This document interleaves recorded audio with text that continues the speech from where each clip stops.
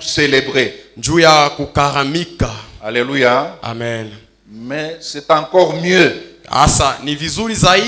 d'être rassemblés autour de la parole de Dieu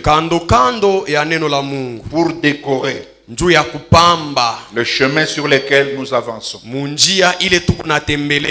Alléluia. Amen. Amen. Amen. Je réserve la primaire au conseil. Mais l'homme de Dieu a communiqué la pensée. Mais quelle merveilleuse pensée. Cette pensée, elle pourra te bénir si tu peux saisir la parole de Dieu. Parce que la parole de Dieu, c'est elle qui crée la foi. Et la foi, c'est ce qui nous permet d'atteindre l'inaccessible.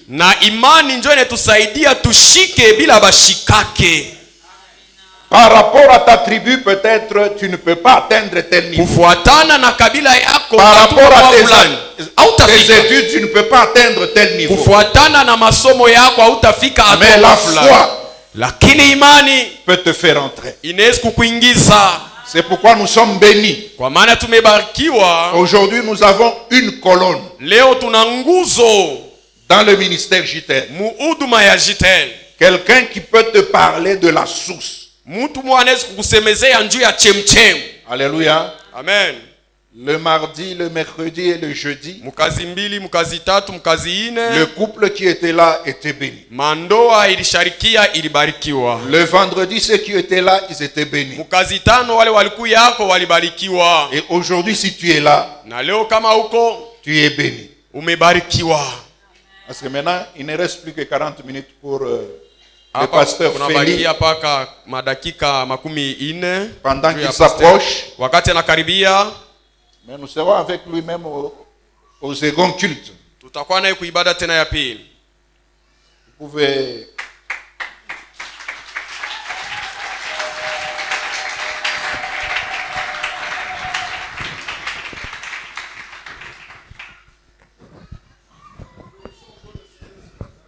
Tunabariki tena Mungu asubuhi ya leo.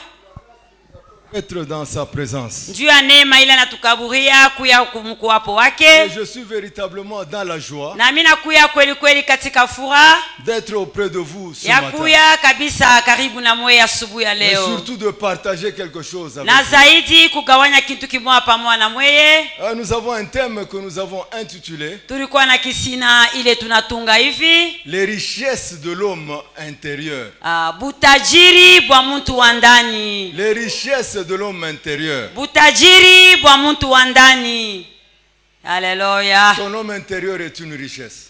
Njoo muntu wa ndani anakuwa ni butajiri. Ton homme intérieur est une richesse. Muntu wako wa ndani anakuwa ni butajiri.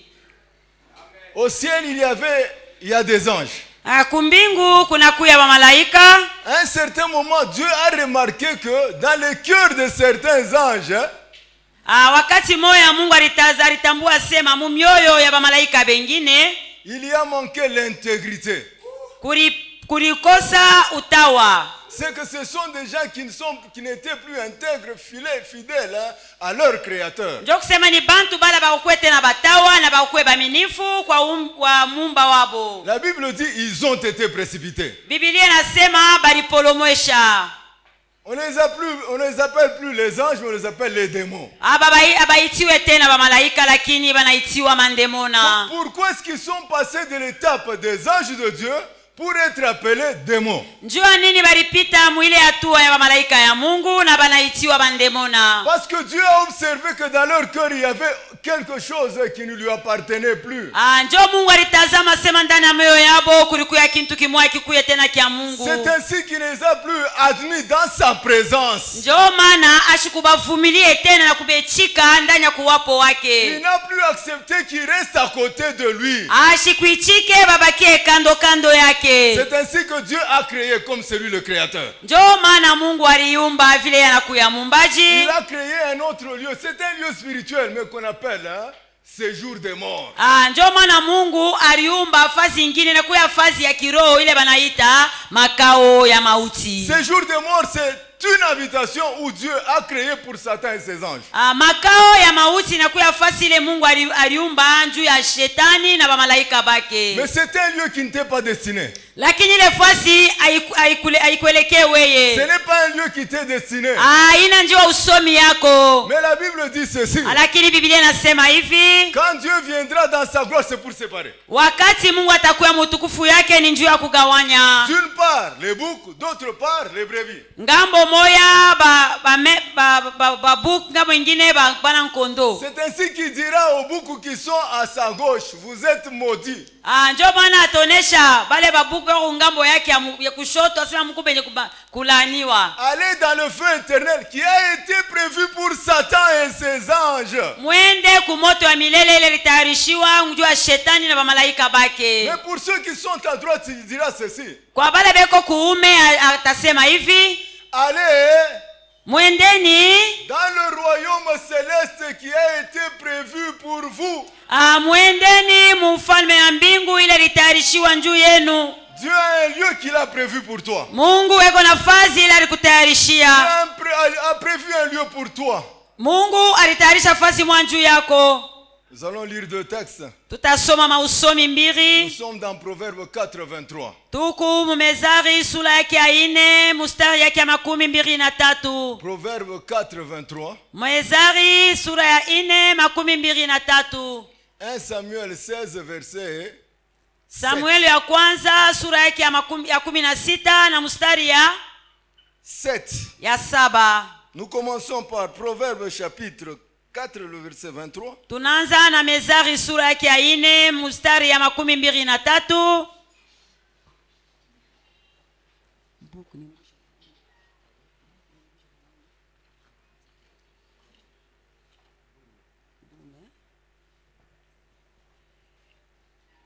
Proverbe chapitre 4 le verset 23 qu'on nous lise. Tutasoma batusome.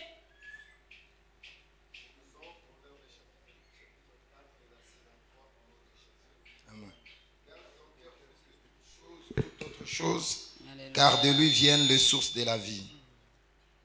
Écarte de ta bouche la fausseté, éloigne de tes lèvres. On s'arrête là-bas. Ce qui nous intéressait, ce verset, nous sommes dans 1 Samuel chapitre 16, verset 7.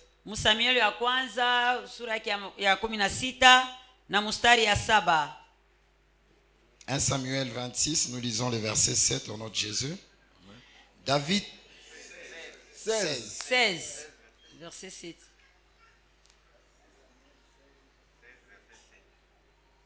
Nous lisons 1 Samuel chapitre 16, le verset 7, au nom de Jésus. Amen. Et l'Éternel dit à Samuel, ne prends point garde à son apparence et à la hauteur de sa taille, car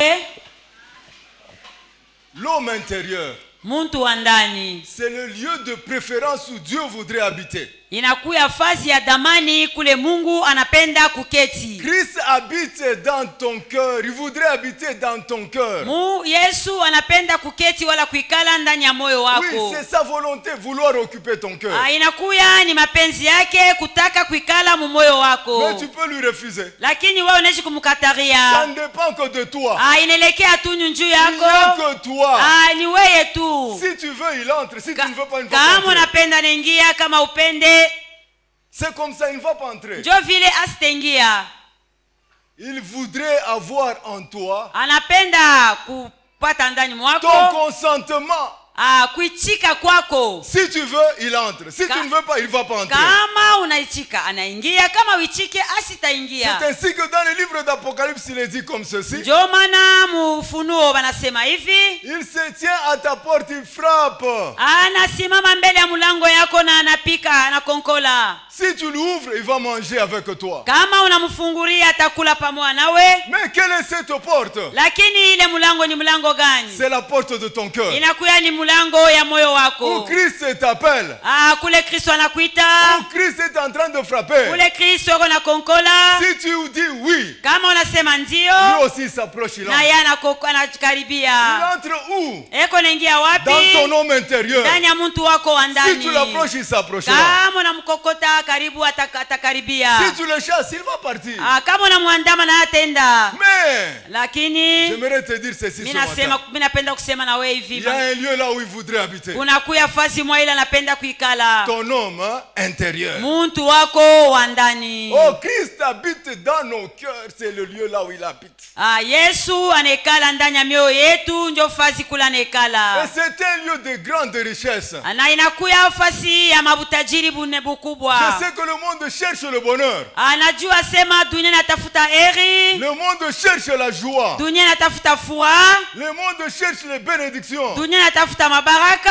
Mais ce matin, je suis venu t'annoncer une bonne nouvelle. Lakini asubuhi leo ninakuwa kukueleza habari njema. Notre Dieu a une source, c'est ton homme intérieur. Mungu wetu anakuwa na chemu inakuya mtu wako wa ndani. Le lieu là où Dieu peut tirer toutes choses dans ta vie.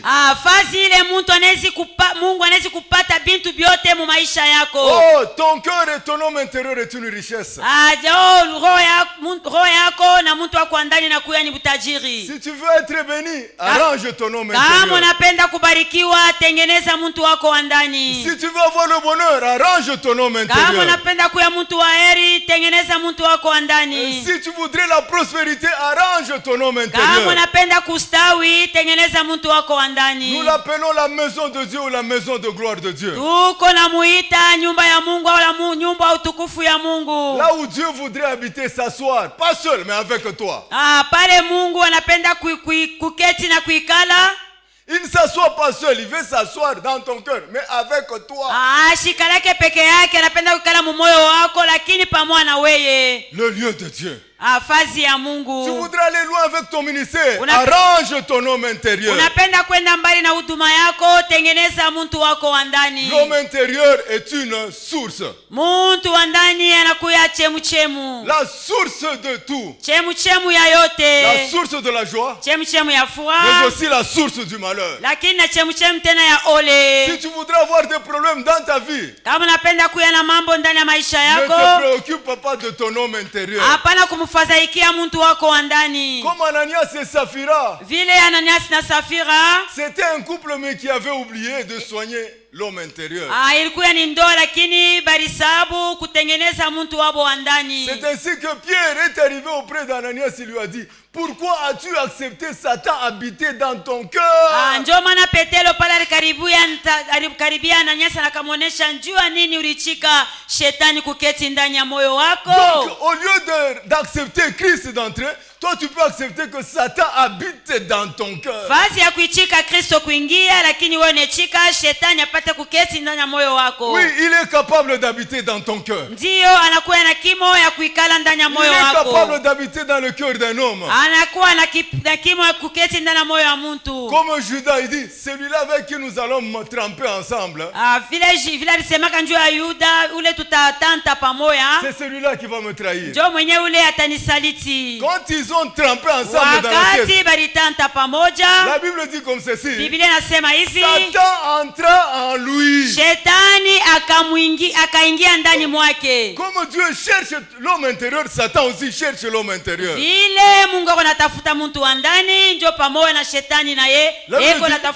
donnez pas accès à Satan. Ne donne pas accès à Satan. N'ouvre pas ton cœur pour que Satan y habite.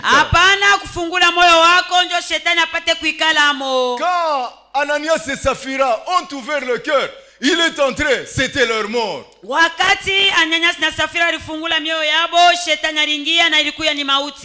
Judas a ouvert son cœur, Satan est entré, c'était sa mort. Oh, c'est l'heure de la grande bénédiction ce matin. Oh, nous sommes entrés dans les temps de festivité de Noël. Quand Christ est né, il n'est pas n'importe où, il est dans ton cœur. C'est là où il voudrait naître. Où est-ce que tu vas le chercher? Dans un berceau. Il n'est pas dans un berceau. Oh, il cherche un endroit, c'est ton homme intérieur. Quand vous lisez Chronique est en train de dire ceci. Les yeux de l'Éternel sont en train de parcourir la terre. Est en train de parcourir la terre. Cherchant quelqu'un dont le cœur est tout entier vers lui. Qu'on lise quand même ce texte, il est intéressant. Dans Chronique chapitre 16, le verset 9. J'aimerais que tu retiennes ce verset-là. Les yeux de l'Éternel sont en train de circuler. En train de chercher quelqu'un. Pas n'importe qui. Celui dont le cœur est entièrement tourné vers lui. L'intégrité intérieure. L'intégrité intérieure. C'est ce que Dieu cherche. Qu'on nous lise ce texte.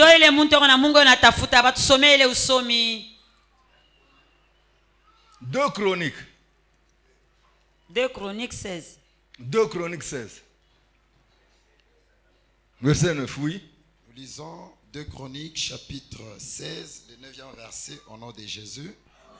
Car l'Éternel étend ses regards sur toute la terre pour soutenir ceux dont le cœur est tout entier à lui. Tu as agi en insensé dans cette affaire, car dès à présent tu auras des guerres. Amen. Amen. Amina. Dieu cherche pour soutenir quelqu'un.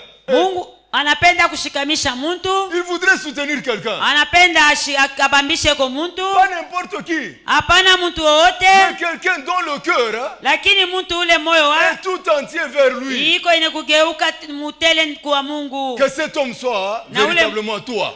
Muntu ule akuye kweli kweli weye. Ma sœur, Dieu te cherche quand tu as le cœur entièrement tourné vers lui. Dada, Mungu ako nakutafuta wewe kuna moyo ine kugeuka. Si tu as le cœur entièrement tourné vers lui, mon frère, Dieu te recherche. Kama wewe Mungu roho yako kwenye kumgeukia la kidio na utele Mungu anakutafuta. Ma sœur, Dieu est en train de te rechercher. Dada, Mungu eko nakutafuta. Mon frère, Dieu est en train de te rechercher. Ndugu, Mungu eko nakutafuta. Parce qu'il a besoin de toi. Njo anaikuitajia. Pourquoi? Pour habiter. Njoo ya nini? Njoo ya kuketi, njoo ya kuikala. Njoo ya kuikala. Écoutez-moi bien. Munisikie mzuri. Quand nous lisons dans la Bible ici. Kama tunasoma katika Biblia hapa. Qu'est-ce que c'est la Bible? Biblia inakuwa ni nini? La Bible est une compilation des serviteurs qui ont été en communion avec le Seigneur. Asema Biblia inakuya mchango ya batumishi bale balikuya mumoja pamoja na Bwana. Le témoignage des gens qui ont servi le Seigneur, c'est ça la Bible. Ushuda ya bantu bale balimtumikia Bwana. Ça c'est leur témoignage, mais toi aussi tu as besoin de ton témoignage. Hii ni ushuda yabo na wewe unahitaji ushuda yako. eux, ils ont eu un témoignage, on a écrit et on a fermé la Bible. Balikuya na ushuda, banaandika na banafunga Biblia. Maintenant, toi aussi, Dieu est toujours présent. Le même Dieu qui a voulu qu'on ferme la Bible, il est toujours présent. Ule Mungu moya moya alipenda bafunge Biblia na kuya hapo tu. Il voudrait aussi que ton témoignage soit réel. Anapenda na wewe ushuda yako ikuwe ya kweli. Oh, la Bible dit Dieu rencontre David. Biblia nasema Mungu akakutana na Daudi. On est en train de décrire l'aspect de David. Beko na fasilia ali ya David. Non, c'était un jeune homme qui était beau. Alikuya mkiana moya murembo. Mais la beauté dont on est en train de parler, ce n'est pas une beauté extérieure. Ile burembo haina burembo ya nje lakini ni ile ya ndani. C'est ce que nous avons lu là-bas. Ndio ile tulisoma kule. Dieu ne se préoccupe pas de ce qui est extérieur. Mungu asifadhaikie bintu vile vya nje. Là où nous allons chercher, je ne sais pas quelle lotion pour arranger notre homme intérieur. Pale tutaenda kutafuta kama ni mafuta kani ndio tutengeneze mtu wetu wa ndani. Là où nous avons besoin de chercher un habit qui, en tout cas, que les gens peuvent contempler. Pale tuko natafuta vazi ile bantu wanaishi kutazama. La Bible dit, Dieu regarde ce qui est au cœur. Biblia nasema Mungu konaangalia ile ko ndani ya moyo. Il ne regarde pas les apparences, mais ce qui est au cœur. Ashangalie tu vya kuonekana lakini bile biku ndani ya moyo. C'est bien d'arranger ton apparence, mais c'est mieux d'arranger aussi l'homme intérieur. Inakuya mzuri kutengeneza nje yako lakini vema kabisa kutengeneza mtu wa ndani. Dieu parlait de David, c'était la réalité de son homme intérieur. Ile kwa Mungu anaanza kusema njoo ya Daudi njoo ya ukweli ya mtu wake ndani. Et la Bible continue, l'homme selon mon cœur. Na Biblia inaendelea nasema mtu kufuatana na moyo wangu. En qui je réaliserai toute ma volonté. Ndani mwake mule mitatimiza mapenzi yangu yote. C'est avec lui que je vais accomplir mes volontés. Ni pamoja naye njoo mitatimiza mapenzi yangu. Esther, c'était une belle femme. Na Esther alikuwa mke mrembo.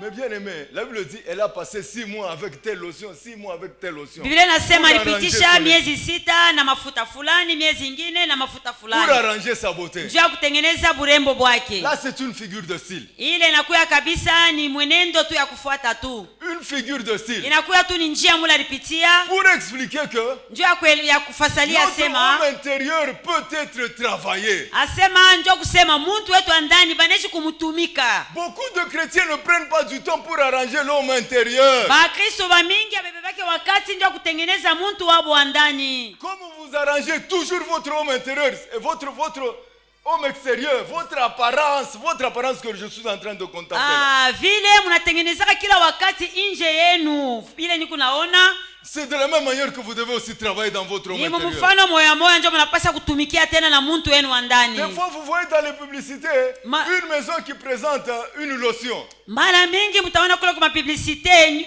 nyumba moya wala kampuni moya iko naonesha mafuta mwa kupakala. J'aime bien les phrases qu'ils utilisent. Mimi napendaka ile matanko wanatumiaka. On va te donner 7 jours seulement, tu vas voir comment est-ce qu'on va arranger. Abana kupatia tu mashiku 7 tu utaona vile utatengamana. Alors quand on dit 7 jours, les sœurs commencent maintenant à défiler. Na kama nasema ile mashiku 7 badada babinti bo bale. Elles commencent à défiler pour acheter. Banaanza kwenda njoo kununua. Appliquer seulement 7 jours, tu vas voir que ton apparence pakala tu masiku 7 tu juma tu moyo utaona vile kutakuta utameremeta. Moi, c'est l'huile que je cherche, mimi mafuta njoo yenyewe mimi natafutaka, njoo ile natafuta. Oh, nous avons une huile spéciale, l'huile du Saint-Esprit. Japo tuko na mafuta moya ya upekee, mafuta ya Roho Mtakatifu. L'huile du Saint-Esprit. Mafuta ya Roho Mtakatifu. L'huile du Saint-Esprit. Mafuta ya Roho Mtakatifu. Qui arrange notre homme intérieur. Kunatengeneza mtu wetu wa ndani. Écoutez-moi bien. Munisikie mzuri. Amen. Amina. Tu veux arranger ton homme intérieur, mais tes amis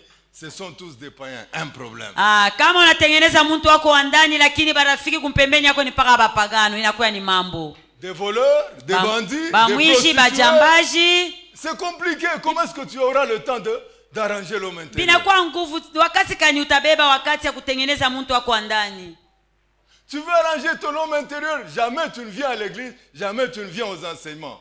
Unapenda kutengeneza mtu wako ndani kamwe au kuweke kukanisa kamwe au kuye kumafundisho. Dieu arrange l'homme intérieur Quand tu écoutes la parole du Seigneur, la parole façonne la vie d'un homme, façonne son homme intérieur. Mungu yako natengeneza mtu wa ndani. Kama unasikia neno yako natengeneza mtu, wewe unatengeneza mtu wa ndani. Tu écouteras la parole t'affranchira. Utasikia neno na neno itakufungula. T'affranchira. Itakufungula. Va arranger ta vie. Itatengeneza maisha yako. La parole est une puissance. Neno inakuya uwezo. Si Joseph était un beau gars, kama Yusufu alikuya mwanaume murembo, si Esther était une belle femme, kama Esther alikuya binti murembo, ce n'était pas l'apparence. Haikukuya ya kionesho kia nje. Haikukuya kionesho kia nje. Haikukuya kionesho kia nje. C'était l'homme intérieur. Ilikuya ni mtu wa ndani. Dieu doit prendre plaisir pour s'asseoir. Mungu anapasha kupata furaha njoo ya kuikala dans ton homme intérieur. Ndani ya mtu wako wa ndani. Amen. Amina. Je vais vous citer trois choses mitaia bintu bitatu qui sont une richesse pour la vie d'un chrétien. Inakuya mari wala butajiri njuu ya maisha ya Mkristo. Vous allez voir, il y avait quelqu'un qui était sur la porte Label. Il était infirme.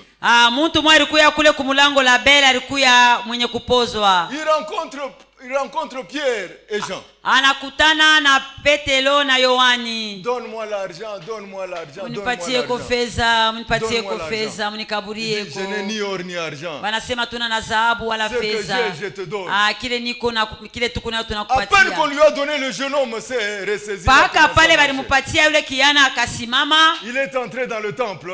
Akaingia ndani ya hekalu. Il a commencé à chanter, à louer, à crier pour le Seigneur. Anaanza kuimba, kuluka na kulalamika njuu ya Bwana. Cet homme intérieur qui est une richesse où Dieu voudrait habiter. Ule mtu wa ndani anakuya butajiri Mungu anapenda kuketi. La première richesse que Dieu met dans cet homme intérieur, c'est la révélation. Mari ya kwanza ile Mungu yako naweka wala butajiri wa kwanza ile Mungu anaweka mwile mtu inakuwa ni ufunuo. La révélation de sa parole. Ufunuo ya neno lake. La parole a été écrite, mais Dieu voudrait que tu puisses en recevoir la révélation. Neno iliandikiwa lakini Mungu anapenda upate kupokea ufunuo. La révélation, il y a l'état de notre homme intérieur. Ufunuo inaambatana na hali ya mtu wetu wa ndani. C'est ainsi que Dieu se manifeste dans la révélation. Ndio maana Mungu yako anajionekanisha katikati ya ufunuo. La révélation, c'est le petit livre qu'on a donné à Jésus. Ufunuo ni kale kitabu kaloko kale walipatia Yesu. Qui peut ouvrir ce livre? Il n'y a que celui-là qui a vraiment gardé son cœur intègre. Nani mwenye anaweza kufungula kitabu kama haina paka ule alichunga moyo wake mutawa.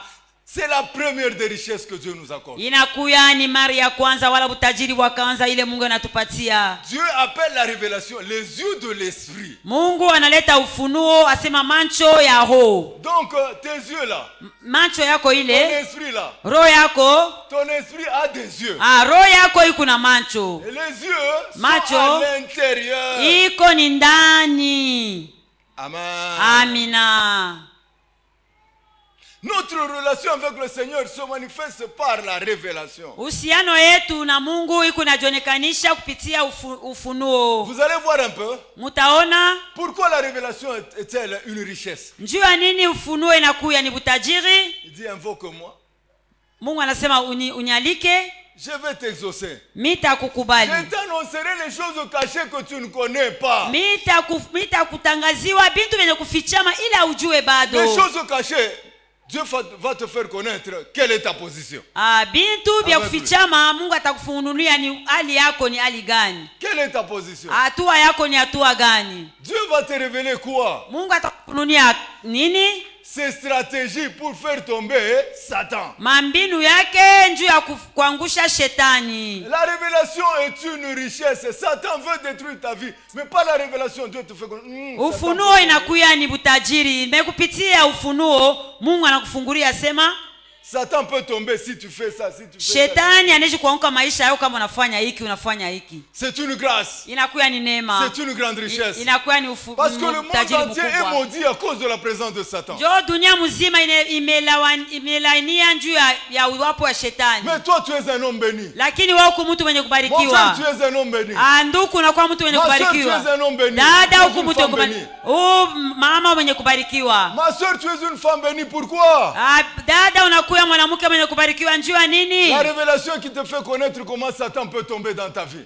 Ufunuo ile kuna kufungulia namna gani shetani anaweza kuanguka maisha yako. Comment Satan peut tomber dans ton foyer, dans ta maison. Namna gani shetani anaweza kuanguka munyumba yako, mundoa yako. C'est la révélation. Ni ufunuo. Celui qui maudit peut tomber. Ule eko na laani anaweza kuanguka. Satan qui maudit peut tomber. Shetani ule eko na laani maisha yako anaweza kuanguka. Une seule condition est la révélation. Lakini kanuni tu ni moja, kuya na ufunuo. Quand la révélation est là, kama ufunuo weko pale, on te dira ici Satan va tomber. Hapa watakuonyesha sema hapa shetani ataanguka. On te fait connaître comment est-ce que tu peux entrer dans tes bénédictions par la révélation. Utakuwa na ufahamu ya kujua namna gani unaweza kuingia ndani ya baraka yako kupitia ufunuo. Là où se trouvent les bonnes choses de ta vie.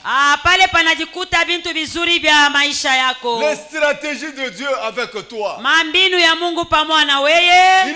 Il va accomplir des choses mais par la révélation. Anapenda kutimiza bintu lakini kupitia ufunuo. La première richesse de Dieu dans notre vie. Utajiri ya kwanza ya Mungu maisha yetu. Est-ce que tu es dans cette première richesse de Dieu? We pale uko mwile utajiri ya kwanza ya Mungu. Est-ce que tu es dans cette première richesse? Uko mwile utajiri ya kwanza ya Mungu. Aujourd'hui, si tu n'es pas dans cette première richesse, j'aimerais te dire ceci. Leo kama una mwile utajiri ya kwanza, mimi napenda kusema na wewe hivi. Nous devons combattre pour être connectés.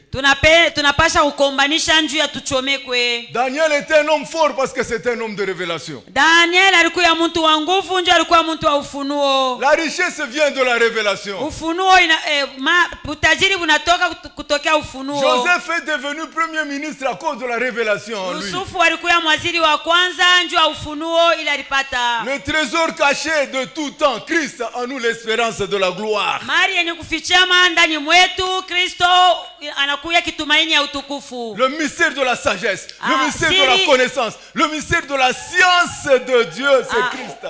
Siri ya hekima, siri ya ufahamu, siri ya ufahamu ya Mungu. La révélation. Inakuya ufunuo. Les hommes ont la science, mais lui aussi il a la science. Bantu banakuya na masomo wala kujua, lakini Mungu na yeye eko na masomo yake. La science supérieure, la révélation. Ile ufahamu ya juu inakuya ni ufunuo. Marie dit, moi je ne connais point d'homme, comment est-ce que j'aurai un enfant? Maria akasema mimi sijajua bado mume na namna gani mitapata mtoto. Il dit, l'ombre du tout-puissant te couvrira. La science de Dieu. Asema kimvuri ya Mungu awezo yote itakufunika. Ile inakuwa ufahamu ya Mungu. Parce qu'elle a entendu. Njo alipata alisikia. Elle a entendu, elle a eu la révélation, la chose est arrivée. Alipata ufunuo na mambo ilifika. Ce matin, asubuhi ya leo, il y a une richesse au devant de toi. Kunakuya butajiri mbele yako. Christ qui est une révélation. Kristo anakuya ufunuo. Christ se révèle dans la vie de quelqu'un. Kristo anajifunua maisha ya mtu. Esaïe est en train de dire ceci, notre Dieu est caché.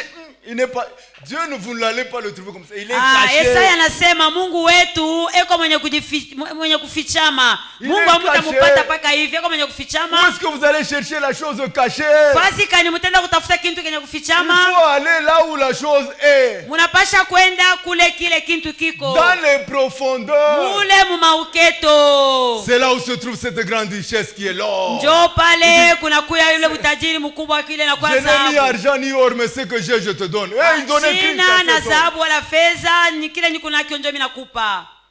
Deuxième richesse. Utajiri ya pili. Deuxième richesse. Utajiri ya pili. La révélation pousse quelqu'un à l'action. Ufunuo iko nasukuma mtu mutendo. Quand quelqu'un est poussé à l'action, c'est le grand riche. Kama mtu anasukumiwa kutendo anakuwa mtajiri mkubwa. Vous n'allez pas dire que j'ai reçu une révélation mais vous n'entrez pas en action. Hamutasema mimi nilipata ufunuo mkubwa lakini amwingie katika tendo. Il dit en tout cas aujourd'hui j'ai pris la décision de recevoir Christ comme Seigneur et Sauveur. Mimi nabeba mipango ya kupokea Yesu sa vile Bwana na Mwokozi wangu. Priez pour moi. munyombeye, on prie pour toi. tunakombea. Mais cette décision, elle est d'abord verbale. Lakini ile mpango inakuya tu mbele ya misemo. Nous devons voir une action, votre engagement. Tunapenda kuona tendo, kujitoa kwako. Votre engagement. Mpango yako. Deuxièmement, je dois être baptisé pour faire voir aux gens que j'ai changé de camp.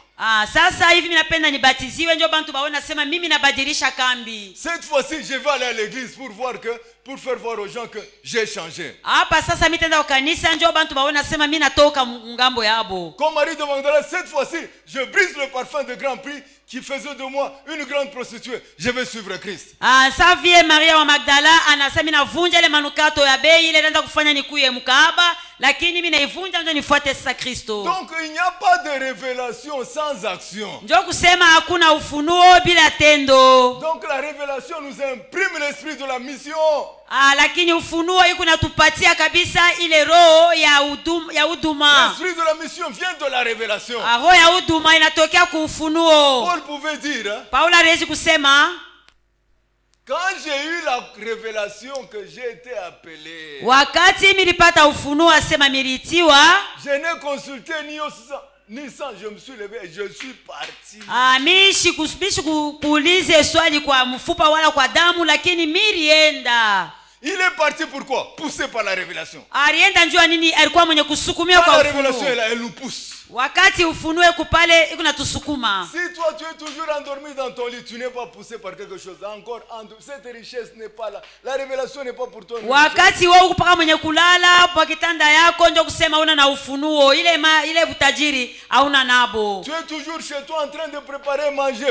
Uko paka kwako paka unapika, unakuria, unalala, unaangalia television.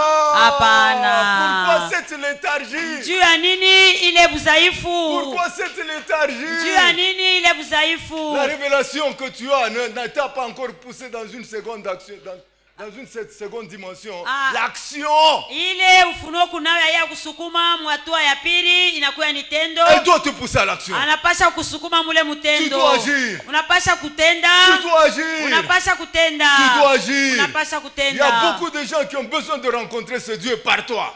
Kuna bantu bamingi bale wanapasha kukutana na Mungu kupitia weye. Il y a beaucoup de gens qui doivent être secourus par toi. Kuna kuya bantu bamingi wanapasha kupata msaada kupitia weye. Dieu attend de toi beaucoup de choses. Mungu eko na chunga upande wako bintu bya mingi. L'esprit missionnaire c'est une grande richesse mais qui vient de l'homme intérieur. Roho ya huduma inakuya mtajiri mkubwa lakini unatoka kwa mtu wa ndani. Quand tu as entendu tu dois agir. Wakati unasikia unapasha kutenda. Quand tu agis tu dois marcher. Kama unatenda unapasha kutembea. Si Paul a marché c'était la révélation. Kama Paulo alitembea ilikuwa ni ufunuo. Si Pierre a marché c'était la kama révélation. Kama ni Petero alitembea ilikuwa ni ufunuo. Toi aussi tu dois marcher. Wewe na wewe pia unapasha kutembea. Une forme de révélation doit marcher. Mwanamke wala mwanaume ufunuo anapasha kutembea. Un chrétien qui ne marche pas, la richesse n'est pas en lui. Mkristo ule asitembee butajira buna ndani mwake. La puissance de la transformation des choses vient quand nous marchons. Uwezo ya mabadiliko ya bintu inakuya kama tunatembea. Il dit le vin venait de s'épuiser. Anasema vinyo inatoka mkumana kia mwisho. La dernière des richesses. Kia mwisho ile na utajiri. Pour nous les chrétiens. Juu ya sisi ba Kristo. Pour toi chrétien. Juu ya wewe Mkristo. La consécration est dans l'homme intérieur. Utoaji wala kujitoa ni ndani ya mtu wa ndani. La consécration ce n'est pas l'homme, c'est l'homme intérieur. Kujitoa haina mtu wa nje lakini ni mtu wa ndani. Les sacrifices viennent de l'homme intérieur. Utoaji unatokea ni kwa mtu wa ndani. C'est l'attachement à Dieu. Inakuya ni kuambatana na Mungu. La consécration est un feu dans yeye l'homme mwenyewe intérieur. ashijue lakini ilikuwa ni moto, utoaji inakuwa ni moto ndani ya mtu wa ndani. Samson est un homme consacré très puissant. Samson alikuwa mtu mwenye kujitoa na uwezo tele. Il était un homme consacré très fort. Alikuwa mtu wa kujitoa na nguvu kabisa. Mais c'était la grâce de la consécration. Na ilikuwa ni neema ya kujitoa. La Bible dit tu aimeras le Seigneur ton Dieu de tout ton cœur, de toute ton âme, de toute ta force, de toutes tes pensées. Biblia inasema utapenda wa milele Mungu wako na moyo wako yote na mawazo yako yote na nguvu yako yote. L'amour, le premier amour, la Bible dit le premier amour. Biblia inasema mapendo ya kwanza. Le premier amour. Mapendo ya kwanza. Le premier commandement. Inakuwa amri ya kwanza, le premier commandement, amri ya kwanza, c'est la consécration. Aimer Dieu plus que toutes choses. Inakuwa ni utoaji, kumpenda Mungu kuliko bintu vyote. C'est une grâce. Inakuwa ni neema. Là où Samson était. Pale Samson alikuya. Il était fort à cause de sa consécration. Alikuya nguvu ndio utoaji yake. Mais où se trouvait la consécration? Dans l'homme intérieur. Là ukini wapi kulikuya kule utoaji? Ni ndani ya mtu wa ndani. Dans l'homme intérieur. Mtu wa ndani. Mais un jour la ruse de Satan est arrivée. Lakini siku moja bujanja bwa shetani bukafika. Sa femme lui dit, tu ne m'as jamais ouvert le cœur pour me dire d'où vient ta grande force. Mke wake akamuonesha, yanifungulia kama moyo wako ndio unyonyeshe wapi kule unatoka nguvu yako ya mkubwa. C'est-à-dire elle pressait. Sema anaanza kumsukuma. Elle pressait. Anaanza kumsukuma, kumkankamisha. À un certain moment Samson a affaibli. Lakini wakati mwa Samsoni akachoka. Il a affaibli. Anachoka. Il a affaibli. Anachoka. Il a dit, moi ici si tu me coupes les cheveux. Anasema mie tu nywele yangu kama tu unanikata. Je serai un homme ordinaire. Kunaisha mimi na kwa mtu sawa mtu wote. C'est fini. Kuna malizika? C'est fini. Kuna malizika. N'ouvre pas ton cœur devant n'importe qui. Hapana kufungula moyo wako mbele ya mtu wote. N'ouvre pas le cœur là où regorge la grande richesse qui est. Hapana kufungula moyo wako mule munajaza utajiri. Quand il a parlé, on a coupé les cheveux. Pala alisema na banakata nywele. Il s'est affaibli. Anakuwa mzaifu, nguvu inaisha. Il est devenu esclave de l'ennemi. Anakuya mtumwa wa adui. Esclave de Satan. Mtumwa wa shetani. Pourquoi il a chassé ce qui était dans son homme intérieur? Jua nini anafukusha ile ilikuwa ndani ya mtu wake wa ndani? Qu'est-ce qui était dans son homme intérieur? La consécration est dans ton homme intérieur. Nini ilikuwa ndani ya mtu wake ndani? Ni utoaji ilikuwa ndani ya mtu wake ndani. Toi qui es en train de m'écouter ce matin. Wewe ule unanisikia asubuhi ya leo. Toi qui es en train de m'écouter ce matin. Wewe ule unanisikia asubuhi ya leo. Dieu voudrait habiter dans ton homme. Mungu anapenda kuikala mtu wako ndani ndio upate kabisa kuwa mtu wa nguvu na mtajiri. Fort et riche. Mtu wa nguvu na utajiri. Et le bonheur sera toujours à ta porte. Na heri itakuwa mumulango yako. Et la joie sera toujours dans ta maison. Na furaha itakuwa mpaka ndani ya nyumba yako. La puissance sera toujours dans ton ministère. Uwezo itakuwa kila wakati mhuduma yako. Tu vas contempler toujours les grandes œuvres. Utaanza kufanya paka matendo makubwa. Comme Samson était un homme qu'on admirait à cause de la grande force qui était en lui. Vile Samson alikuwa mtu ule bantu wanaanza kufurahikiwa njoo ya nguvu ile mkubwa ilikuwa ndani mwake. Parce qu'il a gardé ses richesses de l'homme intérieur. Alichunga ile butajiri ya ile Mungu alimupa. Mais quand il a vendu, wakati aliujisha ile, quand il a vendu, kuya katikati ya bantu bale beko na ujisha bule butajiri wa mtu wa ndani, pour devenir ordinaire, jo pate kuya mtu sa mtu wote. Ce matin c'est une humanité de la grande richesse. Asubuhi ya leo inakuwa asubuhi ya utajiri mkubwa. Tu as droit à la grande richesse du Seigneur. Na unakuwa na haki ndio utajiri ya upande wa Bwana. Introduis Christ dans ton homme intérieur. Ingiza Kristo mtu wako wa ndani. Qu'il habite dans ton homme intérieur. Apate kuketi mtu wako wa ndani. Dieu est en train de rechercher les hommes intègres sur la terre. Mungu weko natafuta bantu batawa duniani. Qui sera cette femme intègre? Qui sera cet homme intègre? Nani ule atakuya ule mke mtawa, ule mume mtawa? Pour que Dieu habite avec lui. Ndio Mungu apate kuketi pamoja naye. Et que les grandes richesses lui soient accordées. Na ile utajiri mkubwa bumupewe. Le grand bonheur lui soit accordé. Le grand bonheur lui soit accordé. Les grandes bénédictions lui soient accordées. Que Dieu vous bénisse. Mungu apate kumibariki.